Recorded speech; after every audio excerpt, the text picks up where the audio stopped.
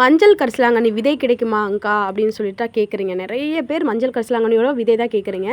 இது வந்து விதையில் வளர்றது இல்லைங்க. இதில் விதையும் வராது.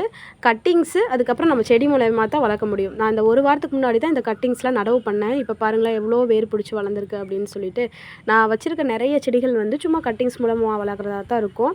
வெள்ளை கரிசலாங்கண்ணியில் மட்டும்தான் விதைகள் வரும். மஞ்சள் கரிசலாங்கண்ணியில் கட்டிங்ஸு இல்லை செடி மூலயமா தான் நம்ம வச்சு வளர்க்க முடியும். என்கிட்ட மஞ்சள் கரிசலாங்கண்ணி ஒரு 6, 7 செடி பக்கம் தான் இருக்குது. இன்னும் கொஞ்சம் கட்டிங்ஸ்லாம் போட்டு வச்சுருக்கேன்.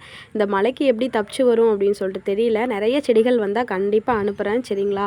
ஒவ்வொருத்தவங்க மெசேஜ் பண்ணும்போது, "சிஸ்டர் உங்கள் நம்பர் தேடுறதா ரொம்ப பெரிய விஷயமா இருக்குது. நம்பரே போட மாட்றீங்க" அப்படின்னு சொல்லியிருந்தீங்க. இனிமேல் ஒவ்வொரு வீடியோவிலும் நான் நம்பர் போட்டுறேன். எனக்கு இன்ஸ்டாவில் வந்து மெசேஜ் பண்ணாமல் எனக்கு வாட்ஸ்அப்பில் மெசேஜ் போட்டுருங்க. நான் பார்க்குறப்ப கண்டிப்பாக ரிப்ளை கொடுக்குறேன்.